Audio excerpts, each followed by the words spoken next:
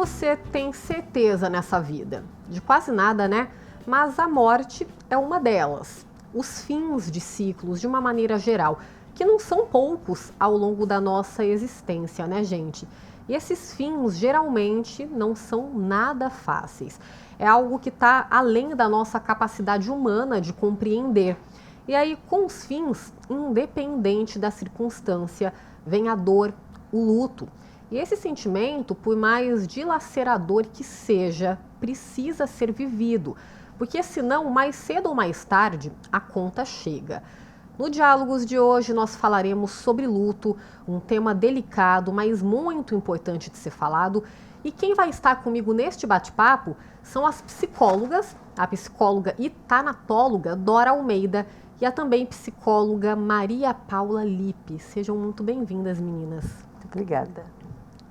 É isso mesmo, né? Que eu falei, o luto, ele é um tema muito amplo, né? A gente, a princípio, pode imaginar que tem a ver, né, só com a morte, porque de fato a morte é algo que não tem solução, né? Mas ele é muito mais amplo que isso e não tem como fugir, né, Dora? Sim, com certeza. Na verdade, o luto, ele é toda perda significativa na minha, na sua vida, vai gerar um luto, né? Tudo aquilo que eu perco, que é importante para mim e que vai modificar totalmente a minha rotina e vai mudar, inclusive, a minha forma de me identificar, vai tornar um luto. E aí é importante, né, viver um dia de cada vez, né? Que é algo, a gente sabe que todo mundo, mais cedo ou mais tarde, vai viver esse luto, né? Viver é você ter muitos ganhos, mas ter muitas perdas, renúncias. Isso a gente sabe desde quando, bem pequenininho, quando a gente começa a ter ali uma noção das coisas, né? Sim, exato. Como a Dora trouxe, o luto ele embarca muitas situações, podem ser uma perda realmente física, uma perda simbólica, uma perda de espaço que a gente ocupa. Então, quando a gente fala do luto, a gente fala de um processo, um trabalho de luto que vem muitas vezes com algumas fases, que vem com muitas emoções, que isso também depende muito do nosso histórico mesmo psíquico, né? Daquilo que a gente teve na nossa vida, dos nossos sentimentos, que também se integram a essa nova fase ali desse luto. Antes da gente começar, vou continuar o nosso tema, que a gente está falando de fins de ciclos também, perdas simbólicas, a gente pode falar, como a gente disse aqui, a morte, mas, né, uma separação, um término de um relacionamento, a perda de um emprego, também são considerados lutos, né? Você não conseguir ali, você fez um plano e por algum motivo esse plano não deu certo, isso gera uma dor, uma frustração, uma lamentação. Um diagnóstico, por exemplo, de uma doença. Exatamente. Uma amputação por conta de um acidente. Exatamente. Né? É que foge ali do nosso controle. E também um assunto que, sobretudo, ultimamente, por conta da apresentadora Tati Machado, ganhou mais destaque é a questão da perda gestacional, né? Que muitas vezes a sociedade ali não dá a devida importância. Poxa, mas a mãe nem chegou a conhecer a criança, mas é um luto, né? E antes da gente continuar, então, pessoal, eu quero comunicar aqui para vocês, porque há uma lei, a Lei 15.139 deste ano mesmo, de 2025, que institui a Política Nacional de Humanização do Luto Materno e Parental.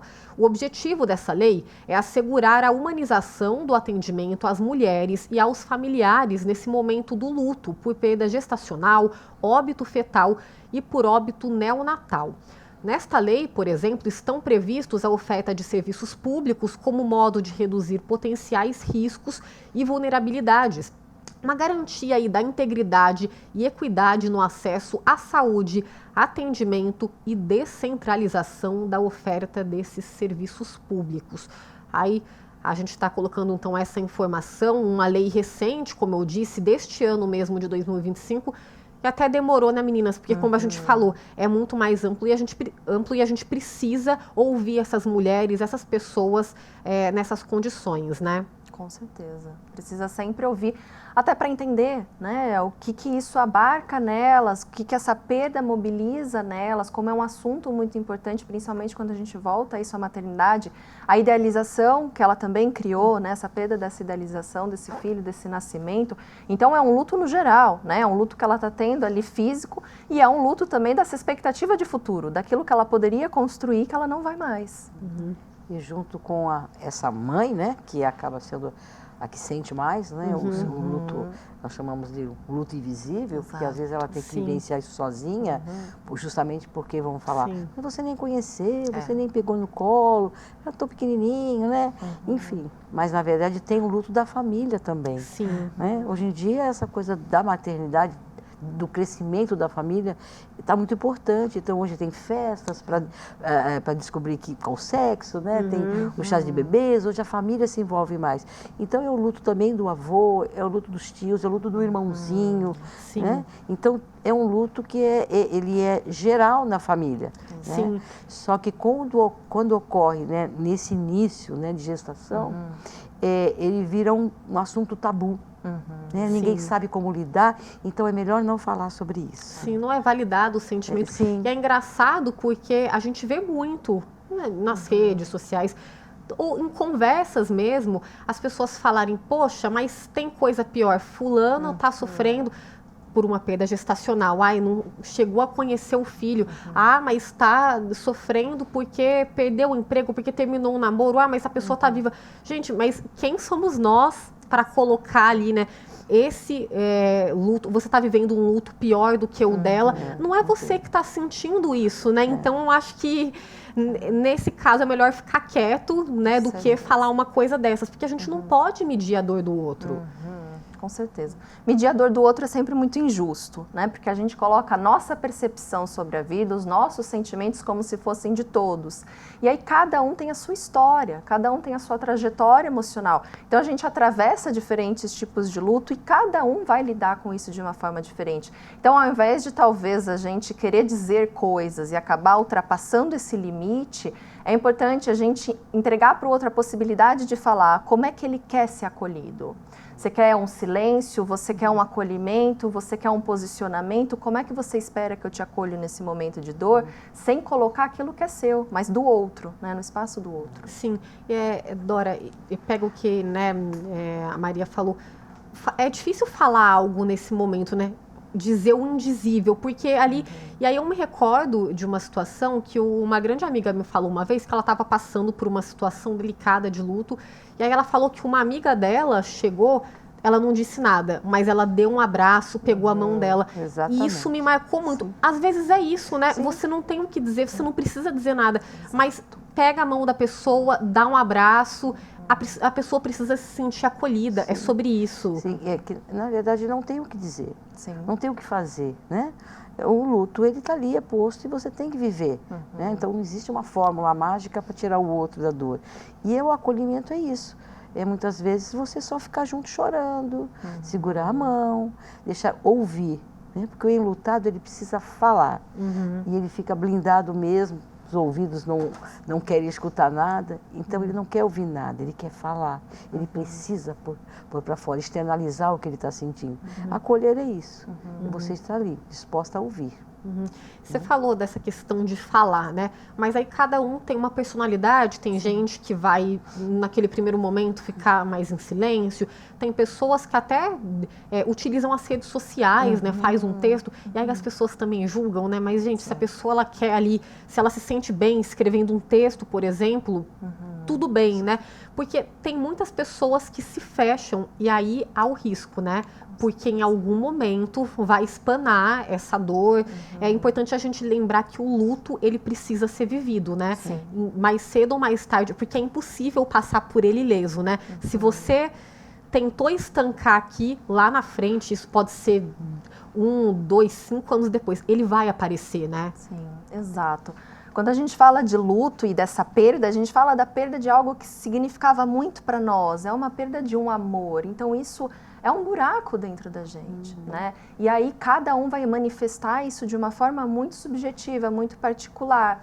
Tem gente que vai querer escrever sobre isso, conversar com os amigos, ficar mais recluso, mas até você estava falando isso da importância da gente trabalhar esse luto, que é justamente ir atravessando esse processo e ressignificando talvez aquilo para esse futuro, porque se a gente não sente esse espaço, não sente esse acolhimento, uma hora isso pesa, né? Uma hora isso transborda talvez para outras áreas da nossa vida, e isso também é muito complicado, e por isso que o luto precisa desse espaço. Sim. Bom, vamos seguir daqui, olha, nossa equipe foi às ruas para entender como que as pessoas da cidade lidam ali com o luto, com o fim de ciclos. A importância de viver o luto é que a pessoa tem que viver o luto como se fosse um desapego, né? Porque a pessoa não está mais presencialmente, mas ela está, digamos assim, espiritualmente. Você tem que lembrar dessa pessoa as coisas boas que ela deixou. Primeiro, a gente ter a percepção do luto, né? A gente sabe que a gente tem alguns estudos que vão falar da divisão do luto e tudo mais. Ele não é um processo linear, né? A gente tem um processo que ele oscila, eu não tenho como determinar o tempo que ele dura para mim ou o tempo que ele vai durar para você. Cada um vai passar pelo processo do luto de uma maneira. É uma situação muito difícil, eu sei que todo mundo vai passar por isso, ninguém é eterno, ninguém vive para semente, né? A gente é muito dolorido, a dor é muito grande, mas a gente tem que continuar em frente, porque nós temos nossos filhos, nossa família, nossa mãe que está viva, né? Eu passei por isso, meu pai faleceu há um ano, mas a dor é muito forte, mas a gente tem que continuar. A gente sente muito, mas a vida tem que seguir, tipo assim, a gente sente falta e tudo mais, mas a vida continua, né? Não adianta separar a vida para você, por causa de um luto, né? A pessoa não está aqui mais, né, mano? Tá, então a gente viu a opinião das pessoas, de uma maneira geral, as pessoas falando mais sobre a questão da morte, né, que é a primeira coisa que vem à mente quando a gente fala de luto. Meninas, a gente fez um vídeo nas redes sociais falando que a gente ia falar desse tema hoje, e aí algumas pessoas participaram. Uma dessas pessoas pergunta sobre a questão material, né? A gente volta aqui a falar que o luto ele é uma questão muito ampla, e aí muitas vezes você ouve, né, poxa, seja a pessoa que perdeu um emprego, ou então agora que está muito na moda, infelizmente, a questão das apostas, né? E a gente vê muitas pessoas perdendo muito dinheiro, enfim. E aí muitas pessoas às vezes falam, poxa, que coisa ruim, mas pelo menos você tem saúde, você tem sua família para suporte. Mas não é uma resposta boa, né? Porque a pessoa, poxa, ela perdeu 100 mil reais, 200 mil reais, ela tá ali no estado de desespero, né? É um luto também, a gente pode falar uma questão mais material, mas também precisa ser tratado, levado em conta, porque ele pode ser a porta de entrada para outros problemas ainda mais graves, outras decisões, né? Sim. Eu costumo dizer assim, o luto, eu falo que ele é a tampa da caixa de Pandora. Quando ele vem, ele abre a caixinha e sai um monte de coisa. E o luto que você está falando aí de questões materiais é muito interessante, porque as pessoas falam isso, mas pelo menos você está viva, você pode seguir em frente, você arruma outro trabalho, uma coisa assim.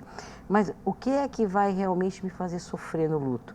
São as duas coisas, a perda da minha rotina e da minha identidade. Então, uma pessoa que perdeu um grande valor, ela vai ter a rotina dela totalmente alterada. Então, o carro que ela usava, o que ela comia, onde ela ia, a roupa que ela vestia, mudou para sempre. Uma autoestima, né? Exatamente. Também. E outra coisa que ela perde é a identidade. Ela era uma pessoa rica, ela tinha uma rede social, ela era vista como tal pessoa, uma pessoa de sucesso.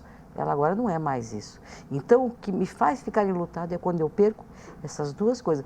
Por isso que nem todo mundo vai sofrer com luto. Não é porque eu perdi eu vou sofrer. Alguns sofrem mais, outros menos.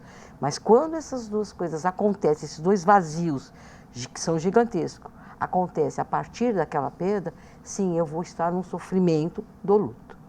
Sim, daí é importante para a gente esmiuçar aqui, quando a gente fala do luto, são fases do luto, né? Me corrijam se eu estiver errada. Primeiramente, passa pela negação, e aí, claro, acredito que com cada pessoa pode ser diferente, né? E também o grau, obviamente. Mas aí a gente tem a negação, a raiva, a negociação, a depressão e a aceitação. E que não...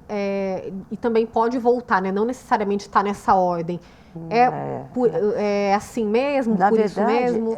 Foi Elizabeth Kubler-Ross, né, que identificou isso. E o luto ele não é linear. né? Hoje eu estou mal, amanhã eu estou mais ou menos, depois meia hora eu estou bem. Não, eu falo que é exatamente como o eletrocardiograma. Ele faz isso. Aí você está vivo. Olha que eu estiver linear, está tudo ok. Sim. Só que assim, então é a negação, a raiva, nós falamos pela Elizabeth que é barganha, né? Que você fala negociação, a depressão e a aceitação. Você pode passar, a pessoa pode passar em minutos por todas as fases, voltar, pode ficar em horas, pode ficar parada em uma dessas fases no dia, e vai e volta tudo junto. Então não é Anos, né, às assim, vezes. eu posso estar lá na aceitação, daqui a pouco eu volto para a raiva, então ela não funciona dessa forma linear.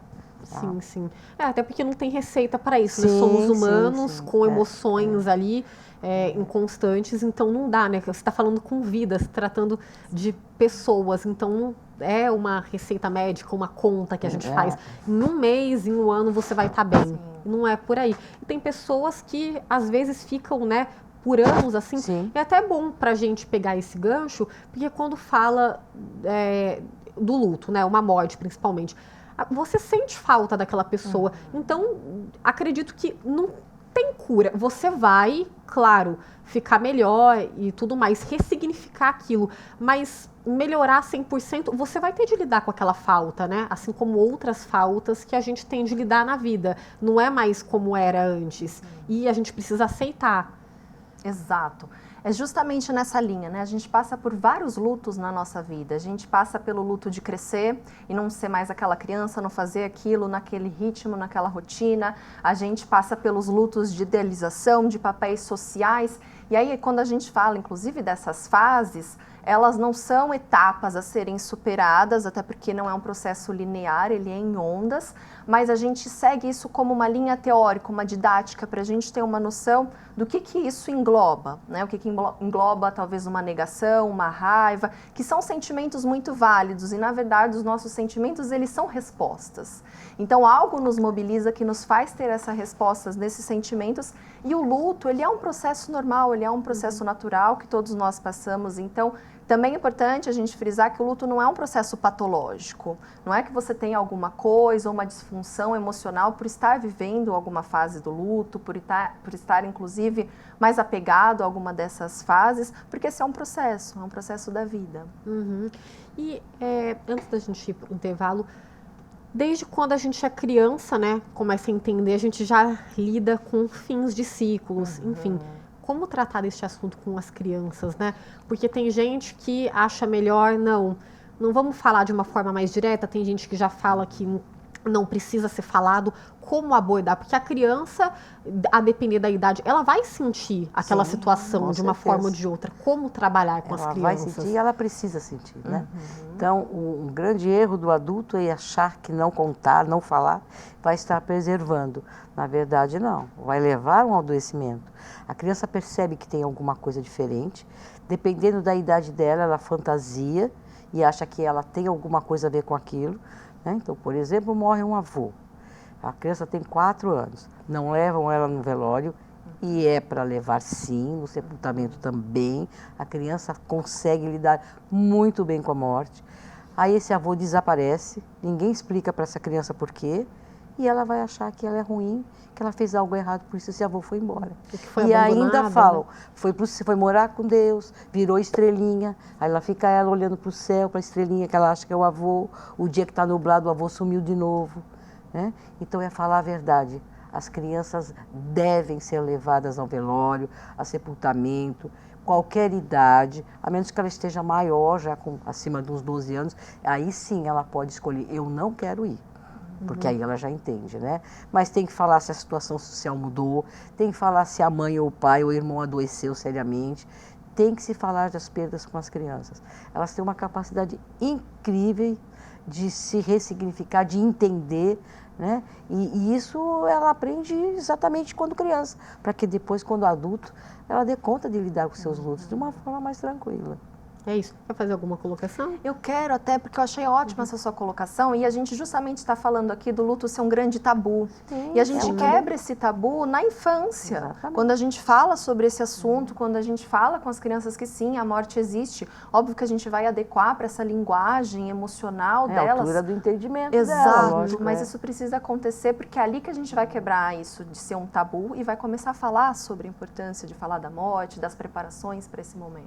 Sim, a sociedade de uma forma geral não tem muitas culturas, a gente vai falar ao longo do programa, que lidam com a morte e com fins de uma maneira diferente. Mas de uma maneira geral a sociedade não gosta de tocar nesse assunto, né? Falar, vai trazer azar, vai chamar a morte, dar mau agouro. Tem esse mito, né, ainda. Muito.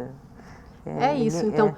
Oi? Não, e ninguém quer, inclusive empresas, coisas, ninguém quer ver o seu nome linkado a luto, a nada desse tipo. É sempre ao processo de vida, né, de conseguir ganhos, né? É isso. Bom, vamos para a nossa primeira pausa de hoje, mas fique com a gente rapidinho, a gente volta para retomar aqui esse bate-papo muito interessante. O Diálogos volta já.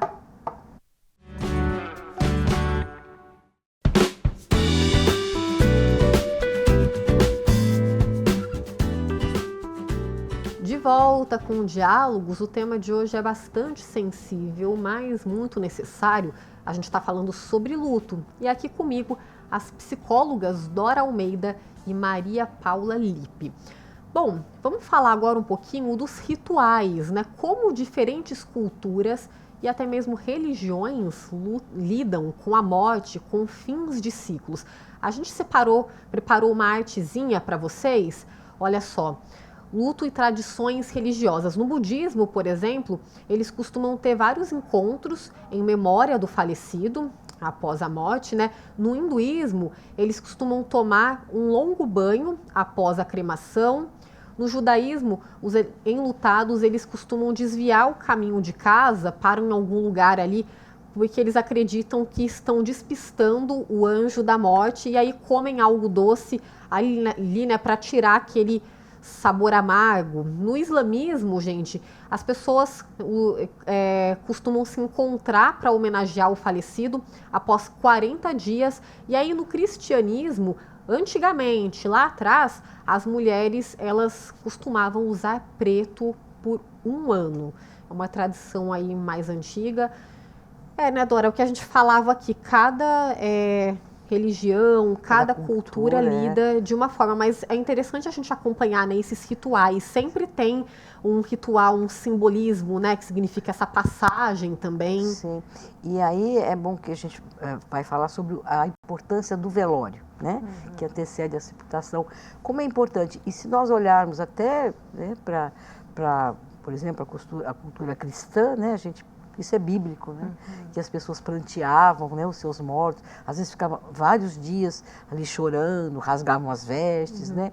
Então, assim, a importância que eles davam em conseguir externalizar aquele sofrimento. E hoje, né, na nossa cultura, né, nos momentos, as pessoas buscam fazer esse tempo de velório muito rápido. Né? Aí vamos fazer rápido, tem 1000 desculpas, né? Quando, na verdade, o valor, né, de um velório é justamente você poder estar ali com as pessoas que te amam, que amavam pessoa que você morreu, né, que morreu, aquele seu ente querido que morreu, né? Ou até mesmo quando é uma questão de um feto, uma coisa assim, porque ali você está tendo a oportunidade de externalizar o que você sente, a sua dor, as suas emoções, as pessoas acolhem isso nesse momento, tudo é permitido. Né? E nessas culturas eram assim, no tempo do banho, que as pessoas preparavam aquele corpo, as crianças em volta, muitas vezes na cama, né, de uma pessoa que eles chamavam moribundo, né, estavam finalizando, então as crianças ficavam em volta. Então essa preparação para a despedida. Né? Então essas culturas elas tinham isso muito gritante, muito importante, né? Que hoje a gente foi perdendo, hoje inclusive a gente ouve falar até de velórios virtuais, né? Então parece que a gente se distanciou dos nossos mortos, a cultura não quer ter esse tempo de se despedir. Ah, não, eu não quero sofrer, né? Sim. Quando tem uma importância incrível aquele momento ali de despedida. E por falar em rituais, você citou a questão dos velórios online, a gente viveu recentemente uma pandemia e aí naquela ocasião não era uma opção, uma escolha, era uma determinação sanitária de que as pessoas não podiam ter contato. Então, né, as pessoas que perderam entes queridos, foi ali um processo muito difícil, duramente, e 2 vezes, né, porque você não pôde se despedir, né, então, aí teve a questão emocional também, muitas pessoas adoeceram psicologicamente, porque foi muito pesado, né, e aí a gente viu principalmente naqueles, né, 2020, 2021, naquela situação E além de não mais se complicada, as pessoas não tiveram essa chance, foi Às tudo vezes muito rápido. Às vezes a pessoa, as famílias, né, isso a gente recebeu muito lá na ONG, nem tinham certeza que aquele corpo, né, no início, que foi aquela loucura Sim. que não se sabia muito bem o contágio e tal, então era impedido mesmo, não tinha nem reconhecimento.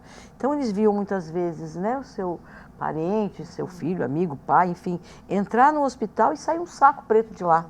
Então essa dúvida, essa angústia é uma coisa que não some. Vai ficar sempre Ainda mais aquela naquele dúvida. momento, né? Porque a gente tinha quantas mil mortes por dia, né? O Brasil perdeu mais de 700 mil vidas pela Covid-19. Então se agravou ainda mais, né, Maria, nesse período. Exato. Porque aí você perdeu a oportunidade de ter esse ritual de despedida, de estar perto com os outros familiares, e tudo isso é importante. Então você teve que viver essa perda que você nem tinha certeza do que aconteceu, que aí a gente também pode até levar para essa fase da negação do luto, que estacionou ali, para essa dificuldade também de estar em rede, né? Porque a gente sabe que a rede é um grande suporte para a gente lidar com esse luto. E aí você estava isolada, sem poder abraçar, sem poder ter esse contato, sem saber o que de fato aconteceu, sem poder ter essa despedida nesse ritual. Isso tudo é muito impactante. Sim, eu até chamo a atenção para mortes, por exemplo, quando elas vêm ou de uma forma repentina, né? Às vezes a pessoa não está doente, mas acontece alguma fatalidade, ou então casos em que, por algum motivo, a família não tem aquele corpo ali para enterrar, né? No caso, eu lembro até de uma vez, no primeiro ano de faculdade, eu fui numa palestra do filho do Tim Lopes, que é um jornalista que foi assassinado brutalmente. Eles não tiveram corpo para enterrar. E aí o filho dele falou assim, eu tenho a sensação de que o meu pai ele pode entrar por aquela porta a qualquer momento. A minha pergunta é, nesses casos é mais difícil de você assimilar esse luto também? Porque você não teve aquela despedida mesmo, né? Aquele ritual de despedida. Exato. Não teve a despedida e não teve esse olhar, né? Esse olhar para a morte, esse olhar naquele caixão, esse olhar para essa circunstância que nos coloca na realidade, né? Daquilo que realmente de fato está acontecendo. Eu vou ter esse momento aqui para me despedir. Então há uma quebra, né? E quando há essa quebra, a gente preenche talvez com muitas inseguranças, com muita incerteza ali do que de fato aconteceu. Nós chamamos isso de um luto traumático, né? Sim, sim. Então, um assassinato, feminicídio, que a gente tem ouvido tanto falar, né? Então, assim, é um luto traumático. Por exemplo, uma pessoa que viaja, a gente vê os aviões que explodem, caem, assim, esse corpo não aparece, né? Sim. Então, realmente, pode acontecer dessa família ou algum desse envolvido grupo que fique aí realmente numa negação que nunca passe, sempre aguardando essa pessoa voltar. Sim, para complementar o nosso bate-papo, então, pessoal, a gente vai trazer alguns dados aqui. Como a gente está falando no bate-papo de hoje, toda perda é dolorosa, né? Mas esse processo de luto, ele pode ser diferente de acordo com a causa da morte, por exemplo. E aí, familiares de falecidos por idade avançada tendem, muitas vezes, a lidar ali com a situação de uma maneira diferente de quem perde um parente, muitas vezes num acidente ou num crime. O Matheus Andrade, ele separou para a gente alguns dados sobre mortes violentas no Brasil para termos um panorama da situação. Vamos assistir, aí depois a gente repercute aqui no estúdio. Oi Dani, tudo bem? É isso mesmo, a gente traz agora os dados mais recentes da violência no Brasil, segundo o Sistema Nacional de Informações de Segurança Pública, o Sinesp. São os dados mais atualizados referente ao ano de 2024. Os números ainda são grandes, porém muitos deles representam uma diminuição em relação ao ano anterior, ou seja, uma diminuição em relação a 2023. Vamos aos números então, olha só. O país registrou 38.722 mortes violentas intencionais somente no ano passado. Esse número é grande, mas representa uma redução de 5% em relação a 2023. Outra informação importante é que esse é o menor número desde o ano de 2015.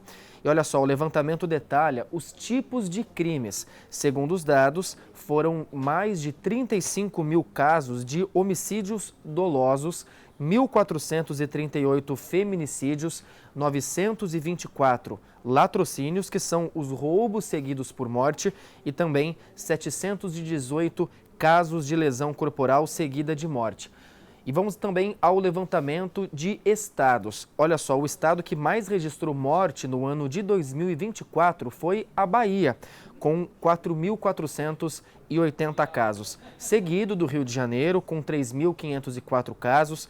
Pernambuco, com 3.381 casos, Ceará, com 3.272, depois vem Minas Gerais, com 3.042 e, por fim, São Paulo, com 2.937 mortes. Outro dado importante, Dani, é o seguinte: as mortes decorrentes de ações policiais somaram mais de 6 mil, para ser mais exato, 6.121, o que representa também uma queda em relação ao ano anterior, uma queda de 4,2%. A gente tem também os dados de estupro de mulheres. O país contabilizou mais de 71 mil casos somente em 2024. Isso dá uma média de 196 casos por dia, um número alto ainda. E a gente também trouxe os dados para finalizar esse balanço da violência no país em 2024 sobre a mortalidade infantil. A gente ainda não tem os dados, na verdade, a gente não tem os dados oficiais sobre a expectativa de vida e a mortalidade infantil em 2024. Isso porque os dados mais recentes são de 2023. Vamos aos números então. A taxa de mortalidade infantil no Brasil foi de 12,5 óbitos por 1.000 nascidos vivos. Também a diferença entre os sexos, 13,5 para meninos e 11,4 para meninas. Dani, a gente percebe então com esse balanço de 2024 e também alguns dados de 2023 que os números ainda são altos, apesar de terem algumas quedas. No entanto, os números ainda são altos e tudo isso gera mobilização de diferentes setores, tanto poder público quanto sociedade civil. Volto com você aí no estúdio, Dani. Tá certo, obrigada, viu, Matheus, aí pelos números. Meninas, a gente já falou aqui que ninguém tem esse poder e deve colocar o seu luto é pior, é mais pesado ou é menos pesado. Mas quando tem, né, a gente viu aí casos de mortes por feminicídio, homicídios dolosos, né, o latrocínio, o roubo seguido de morte. Quando acontece assim, de repente, o choque, ele é maior, pode-se dizer. Isso também pode refletir no luto, pode o tempo de você se recuperar pode ser maior por conta disso, por você não estar esperando, né? Porque às vezes ali quando a pessoa, a gente nunca espera, né? Mas a pessoa está ali doente, meio que, de certa forma, é errado falar que se prepara, mas você tem mais ciência dessa possibilidade. Agora, quando é do nada, aí a pessoa está aqui agora, de repente, 15 minutos depois, no dia seguinte, é mais difícil viver esse luto? Sim, com certeza. E o luto tem essas nuances. Cada pessoa vai sentir de uma forma e a forma que aconteceu a morte tem tudo a ver com a idade de quem morreu, com a idade de quem está sentindo o luto, a forma como foi, a questão da justiça, do senso de foi injusto, ou seja, a forma que quando é um crime, né? Então isso tudo vai realmente afetar esse processo de ser enlutado. Maria, quando a gente fala da morte, né? Acredito que a pior dor do mundo é ali sem colocar, né, maior ou menor grau, mas perder um filho, né? Você, até porque foge ali daquele processo natural da vida. Eu lembro até de uma entrevista da atriz Cissa Guimarães no programa Sem Censura, que ela até apresenta na TV Brasil, e ela perdeu um filho, ela até falou, nunca mais vai ser a mesma coisa, mas eu posso ser 70%, e todos os dias eu luto por isso, por esses 70%. A importância de falar desse processo, né? A dor, ela vai sempre existir, mas é possível, mesmo você não estando mais inteira, você seguir ali adiante. Exato. Chega um momento do luto onde a gente entra nessas perguntas difíceis, né? De quem eu vou ser agora a partir dessa perda e o que ficou em mim dessa perda, dessa vivência que eu tive com essa pessoa. E é o momento que você reintegra aquilo que era da sua vivência com seu filho, com seu parceiro, enfim, com quem você perdeu e leva isso para a sua vida, né? Leva esses ensinamentos, talvez aquilo que vocês tiveram juntos como uma forma de honrar essa presença de certa forma, mas é muito doloroso, né? Então, de novo, entrar nessa subjetividade de que cada um vai lidar com isso de uma forma. E quando a gente fala, inclusive, dessas mortes muito brutais, ou de uma morte de um filho, a gente está falando de 2 traumas ali, né? A gente está falando de ter que lidar com esse trauma do luto, a gente está falando desse trauma, dessa perda, dessa brutalidade, de como tudo aconteceu, e obviamente isso tem um impacto muito grande, né? E até vocês estavam disso, existe esse luto antecipatório, que é aquele momento que você espera que algo vá acontecer, que a pessoa está doente, e esse luto que é muito mais brutal, que vem também dessa forma muito mais atravessada. De uma hora para outra, exato. Né? Sem esse tempo, né, talvez, de se despedir ou de criar algum tipo de recurso, talvez, emocional para lidar. Sim, a gente falou sobre esse processo do luto. Tem uns casos também de que muitas vezes, no caso de uma violência, vou citar aqui que me veio à cabeça, o caso da Boate Kiss, por exemplo, né, que muitas pessoas morreram. Tem muitas famílias até hoje lutando por justiça. Sim. Então, também é uma situação delicada, porque é como se aquelas pessoas não tivessem tido tempo de viver o luto, né? Porque aconteceu, foi muito rápido, elas estão na justiça até hoje para que os culpados sejam de fato responsabilizados. E aí é um ciclo que é interrompido ali também 2 vezes, né? Pela morte, mas também por você não conseguir. Você tem de estar forte ali para você fazer a justiça acontecer. E aí, interessante assim, esse senso de que não teve justiça, isso acontece, mas a gente só pensa assim, no geral, né? Ah, aquela pessoa perdeu um filho, né? Uma filha lá na boate, que falta essa filha faz. Mas tem mais dores, mais lutos junto. Muitas daquelas pessoas, aqueles jovens que estavam lá, tinham filhos. Com quem ficou esses filhos? Então, esses avós estavam preparados para esse novo papel? Sim. Eles foram obrigados a assumir o papel. E essas crianças? Né? Então, a gente só pensa de uma forma, mas o luto, ele abrange muito mais coletivo, do que, né? Somente a falta de alguém. Então, não é quem eu perdi, é o que eu perdi com aquela falta. O né? que representa, Sim. Né? Significa. Então, imagine essa mãe, né, que perdeu esse filho, que ficou netos, então ela perdeu muito, muito mais do que só um filho. Perdeu a liberdade, a vida que ela tinha. A questão da identidade. Da identidade, ela deixou de ser avó, agora vai ser mãe. Então, muita coisa ela perde juntos. Né? Então, depende muito, cada luto é de um jeito. Novamente, não tem luto maior ou menor. O luto maior é sempre aquele que eu estou sentindo. Porque é a minha dor. Né? Eu até discordo de algumas estatísticas aí. Para mim, o luto maior é aquele que a pessoa traz para mim. Sim, até porque, rapidamente, quando a pessoa deita ali no travesseiro, só ela sabe a dor que ela está sentindo, né? Ninguém tem o poder de medir essa dor, ou falar. É só a pessoa mesmo que ela sabe o grau. É isso. A nossa dor é muito única, né? Como é que a gente vai dosar uma dor desse jeito, se a gente está falando de um processo muito subjetivo nosso, dos outros? Então, é sobre entender o que é nosso, entender o que é do outro, é saber respeitar esse limite, né? Não existe um período de luto certo, não existe uma dor certa, uma vivência certa, cada um vai saber o que sente. É isso. Bom, bora então para mais um intervalo, o nosso último de hoje. E daqui a pouquinho a gente retorna para concluir esse assunto de hoje, essa conversa sobre luto. O Diálogos volta já.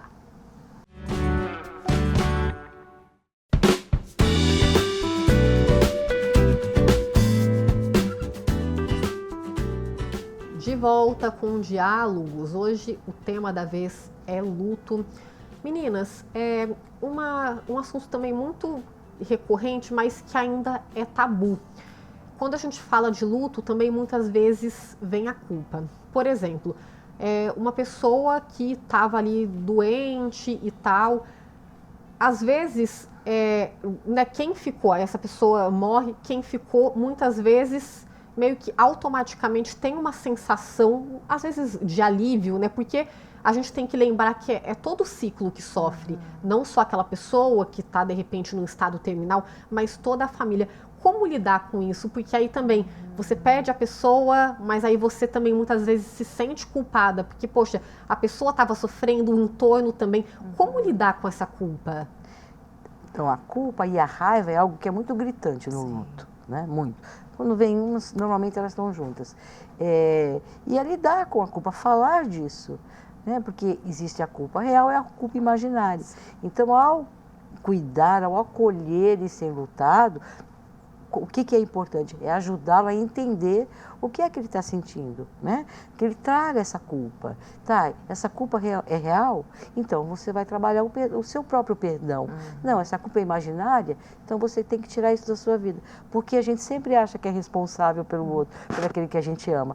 É meu filho, meu marido, meu pai. Então quando eu falo que é meu, eu acredito que eu posso proteger. E aí quando acontece a morte, que mesmo quando é anunciada, a gente ainda acha que não deveria ser, então eu fico achando, mas eu falhei, eu podia ter feito diferente, e se eu levasse no médico, e se isso, e se aquilo? Então a culpa, ela sempre aparece no processo do luto.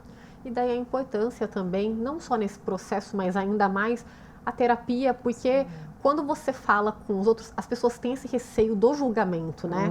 Porque as pessoas, a maioria ali não tem essa capacidade de ouvir sem julgar muitas vezes. Então, poxa, você sentiu um alívio. Então, muitas vezes a pessoa se fecha por isso. Então, a importância da terapia também nesse processo, né?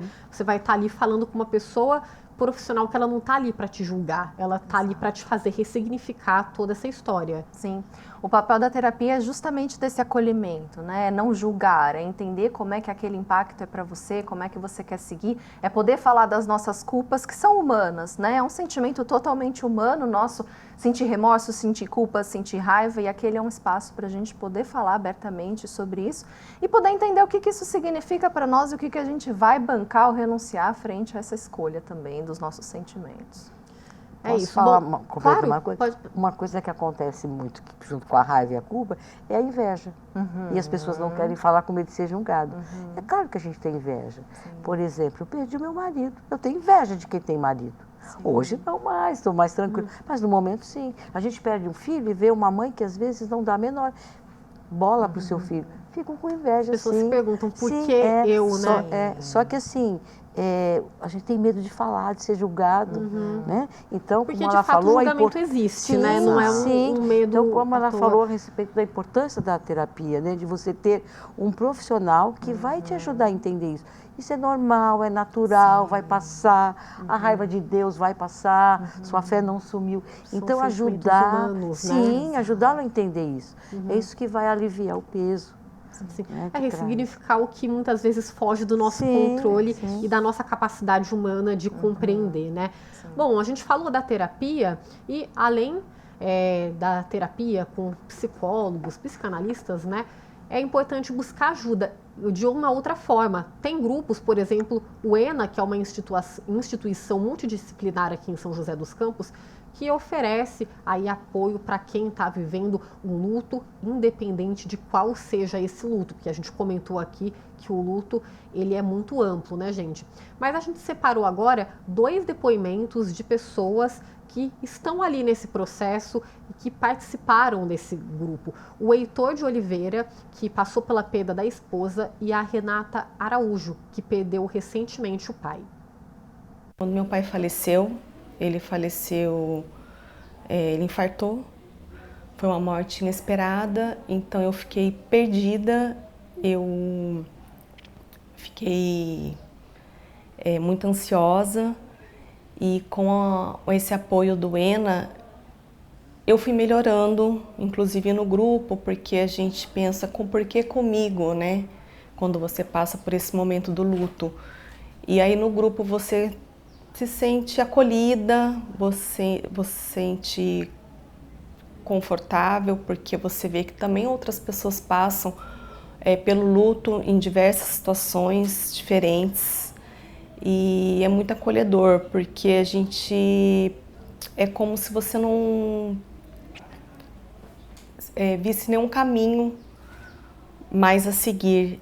E aí, com esse apoio do psicólogo, né, ele é fundamental para você ressignificar a sua vida, para você levar o luto mais leve, não tão dolorido, né, que o luto ele não tem fim, ele não passa. São 7 meses que eu vivo luto, mas hoje eu tô bem diferente do que quando eu vim procurar o ENA. Vim para cá, já fiz 4 sessões individual. Depois foram 13 sessões em grupo, né? E me ajudou muito mesmo. Tá? Nós éramos no grupo 7 pessoas, cada um com o seu luto, né? Então, muito trabalho, assim, nós fizemos trabalhos individuais, algumas, né? E que me ajudou muito, porque o ENA, ele tem assim, uma equipe muito preparada, sabe? Eu senti isso, que ele tem né, a pessoa que nos coordenou ali foi a Dora, e então pessoas muito preparadas, né, para te dar o apoio, né, saber contornar todas as situações, né, de cada um. Então, a ENA me ajudou em muito.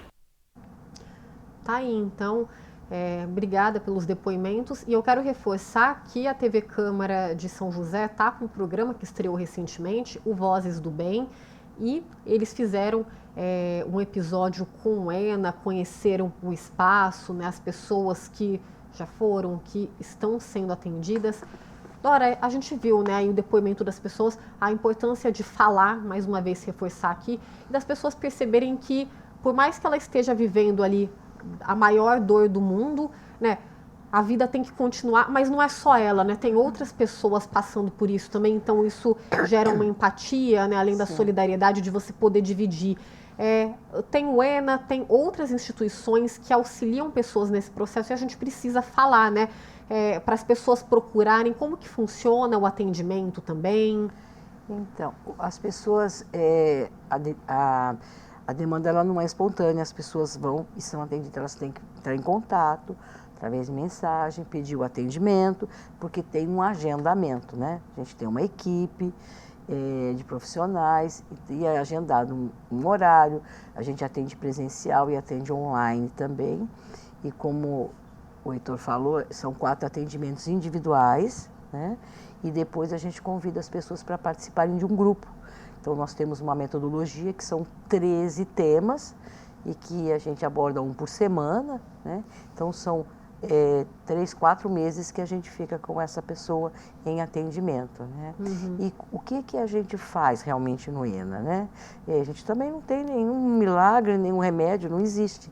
É que as pessoas normalmente, quando elas entram nesse estado, né, de tristeza tão profunda, que é o que o processo traz mesmo, ela fica achando que só ela sente aquilo e que nunca vai passar. Então, entender o que está passando, o que está sentindo, falar disso. O luto só se cura falando e chorando. A gente nasceu pronto para ele. E é isso que a gente ajuda as pessoas a entenderem o que é esse processo. Então, conforme ela vai falando do que sente, de manifestações físicas, às vezes até um adoecimento que surge no caminho e que outras pessoas também vivenciam, então isso vai acalmando o coração, essa dor vai ficando mais leve. E como a Renata disse, o luto ele é para sempre, porque essa pessoa não vai voltar, aquela situação que findou não vai voltar, só que existe vida além do luto, depois do luto. Sim. Eu posso ser feliz. Embora eu sinta falta de alguém ou de algo. Sim, né? Até é importante falar, né, porque vocês também como psicólogas podem explicar melhor. quando a gente não fala, de alguma forma vai se manifestar, né? Seja doenças mesmo, né? Quantas doenças emocionais, às vezes, uma alergia corporal, que ela vai explanar de alguma forma, né? Representar algum silêncio, você tá ali segurando, o corpo ele fala, né? Também. Exatamente. É isso, o nosso corpo fala e a gente entra em processos somáticos, que é quando a gente tem uma enxaqueca, uma insônia, uma dor, que não tem talvez ali uma causa física visível e é totalmente emocional, né? Algo ali está transbordando em nós justamente por não falar, por não trazer para o coletivo essa dor que é nossa, é individual, mas que a gente resolve isso muitas das vezes nesse coletivo, nesse diálogo. Estava até comentando antes da culpa, e também esse é um dos pontos que a gente lida, né, com os pacientes, de como é que eu posso ser feliz depois dessa perda. E aí vem essa culpa, né, de eu deveria estar aproveitando, eu poderia estar aqui feliz, sendo que essa pessoa que foi tão importante não está aqui. Então é como se estivesse traindo também aquela memória, né, e esse é um dos pontos que também a gente trabalha muito. Que é a culpa imaginária, né? Exato. Imagino como, eu não posso viver se a pessoa não está mais aqui. Sim. É como se eu não tivesse direito, eu tenho pena de quem morreu. isso. Sim, Né? sim. Então, essa é uma coisa E que a eu gente tô falou desse adoecimento, dessa depressão que está em uma das fases do luto. Como o luto é para sempre, a gente precisa aprender a ressignificar e viver com isso, com essas faltas que todo mundo tem ou vai ter. Mas qual que é o sinal de alerta ali? Poxa, essa pessoa, ela está se afundando numa depressão ou em situações piores. Assim, a gente falou, não tem o tempo, né? A gente está falando de pessoas, de vidas humanas. Mas qual que é o sinal de alerta? Poxa, essa pessoa, ela desistiu de si, ela está num estado de tristeza profunda. Isso até para as pessoas que estão à volta ficarem de olho, de repente oferecer ajuda. Quais são esses sinais de atenção, de alerta? Desculpa. Essa fase da depressão que a Elizabeth ela coloca não é a doença depressão, é uma fase depressiva. E que eu costumo dizer que é a fase mais importante do processo, que é antes da aceitação. Se eu não passar por esse período, eu não chego na aceitação. Então, assim, primeiro eu nego, fico zangado, eu tento fazer barganhas com Deus, com os santos que eu conheço, tentei de tudo, eu estou no porquê, né? Por quê? Quando a gente passa para o processo da depressão, sabe quando a gente fala assim, bateu o pé no fundo e voltou? Então, ali eu entendo, não tem mais o que fazer, não adianta eu chorar, me descabelar, orar, não tem jeito. Aconteceu, isso é fato. Então, é como se eu estivesse internalizando o meu luto. Aconteceu. Então, eu deixo os porquês de lado e começo a entrar no ok. Tá bom, aconteceu, não vai voltar mais, a situação é essa, seja da saúde, seja da morte. O que eu vou fazer agora? É nessa fase da depressão. Então, eu fico introspectiva, eu fico quieta, calada, pensando, o que eu vou fazer agora da minha vida? Tá? E aí, sim, quando eu consigo ir para ação, então, agora perdi, vou ter que, sei lá, de repente é o meu provedor, eu vou ter que trabalhar, essa casa aqui que eu pago aluguel não vai dar mais, eu vou ter que morar em algum lugar com meus pais, ou morar numa casa menor, então eu vou para ação. Aí, quando eu vou para ação, eu saio desse processo, dessa fase da depressão, aí eu entro, sim, na aceitação. Né? Eu vou sentir falta, saudade a vida toda, eu falo que a partir de uns anos depois, de um tempo, a gente vai ter uma saudade nostálgica daquela pessoa. Só as lembranças boas. Eu vivi isso, a pessoa gostava daquilo, então é necessário. Agora, a doença, a depressão, ela é algo que te paralisa. Sim, né? e que em muitos casos acaba acontecendo, né? Exatamente. A pessoa então é quando a gente percebe que a a pessoa não consegue mais, não está se alimentando, não está cuidando de si, não toma banho, não troca roupa. Isso acontece? Sim, pode acontecer. Mas não é porque o luto traz a depressão. A pessoa já tem uma predisposição. Sim, né? Então sim. ele só agrava. Né? E aí a gente inclusive orienta que tem que buscar ajuda médica. Às vezes a pessoa já faz tratamento, né? Sim. Mas aí nesses casos, rapidamente, a gente encerrar, para quem está assim, por fora, ali no entorno, quais são os indícios? Poxa, eu acho que você tende a olhar com mais atenção, porque não está mais normal, né? Apesar de você estar vivendo esse luto, mas não está normal, você está deixando de se querer e tal, está numa situação delicada. Quais seriam esses sinais? É quando traz um sinal de prejuízo para a sua vida, né? De alguma forma você deixa talvez de se cuidar, deixa de estar em alguns ciclos sociais, começa no isolamento muito grande, ou pensamentos também constantes sobre a vida, sobre o porquê, de significado. São estados de alerta, mas também é isso, né? A depressão também não tem cara. Sim. Então, depende muito do que as pessoas verbalizam para nós, do que elas sentem, mas a Dora está entrando nesse ótimo ponto. É uma grande diferença da gente passar por um estado depressivo do que estar em depressão. Sim. E aí o que caracteriza isso é essa diferença, né, desse prejuízo. Quais são eles emocionais, sociais, físicos, para a gente ficar de olho nessas pessoas no nosso entorno. É isso. Meninas, obrigada, viu, pelo bate-papo de hoje. Foi muito enriquecedor e espero, né, ter ajudado também o pessoal de casa, não só quem está passando por um luto de repente, mas para a gente refletir, né, para a sociedade como um todo. É um assunto que a gente precisa refletir bastante. Obrigada, viu, mais uma vez. Eu que agradeço o convite. Obrigada, sejam bem-vindas sempre. O Diálogos de hoje fica por aqui. Para você rever este programa na íntegra, é só acessar o youtube.com/tvcâmarasjc, além dos nossos canais, o 12.3, canal aberto, além do 7 da NET e do 9 da Vivo. Para ter acesso a bastidores, sugerir pautas para o Diálogos ou para os demais programas da casa, que a gente tem uma programação bem variada, viu? É só acessar o nosso Instagram, que é o @tvcâmarasjc. E antes de encerrar, para valer, eu gostaria de agradecer a equipe de Libras, que esteve com a gente mais uma vez em todo o Diálogos, ampliando essa acessibilidade, que é o que a TV Câmara de São José dos Campos preza bastante. Semana que vem estamos de volta, viu? Novamente a partir das 4 da tarde. Até mais!